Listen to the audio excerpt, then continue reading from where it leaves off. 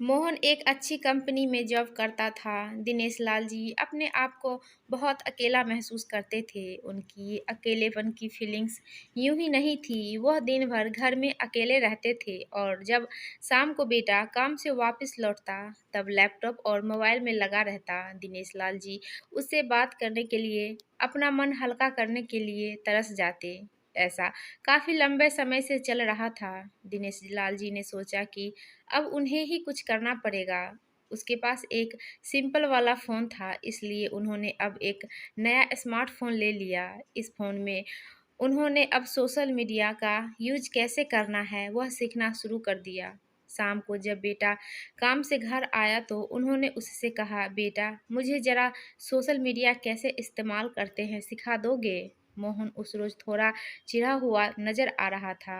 उसने अपने पिता को कहा कि मैं यहाँ थक हार कर काम से लौटा हूँ और आपको कुछ नया सीखना है। मेरे बारे में नहीं सोचते कि थोड़ा आराम करने दे। दिनेश लाल जी अपने बेटे की बातें सुनते रहे, कुछ न बोल पाए। उन्हें अंदर से बहुत बुरा लग रहा था, लेकिन वह अपने आंसू रोके हुए थे। अगले दिन सुबह दिनेश लाल जी ने अपने बेटे के लिए उनके मनपसंद का नाश्ता बनाया।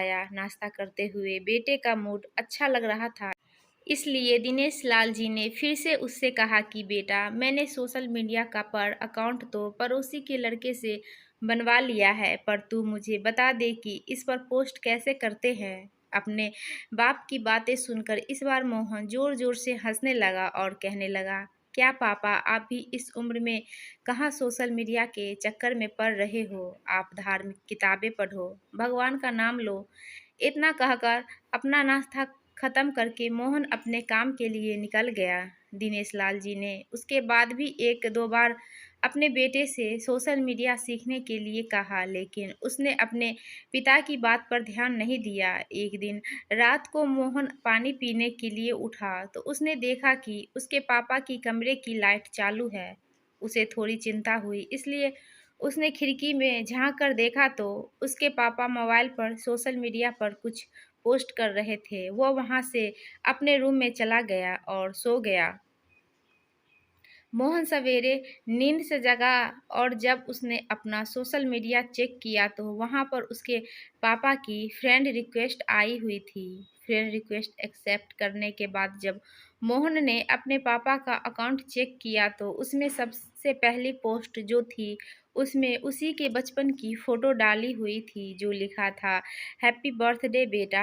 मोहन को अब रियलाइज़ हुआ कि क्यों उसके पापा सोशल मीडिया सीखने के लिए इतने पीछे पड़े हुए थे और क्यों यह काम उसके लिए इतना ज़्यादा इम्पोर्टेंट था। उसकी आंखें नम हो गई। वो सीधा अपने पापा के कमरे में गया और उसे गले लगाकर उनसे माफ़ी मांगने लगा। दोस्तों, हम उन चीज़ों को ज़्यादा महत्व देते हैं जो कीमती हैं, लेकिन अमूल्य चीज़ों को अनदेखा कर देते हैं।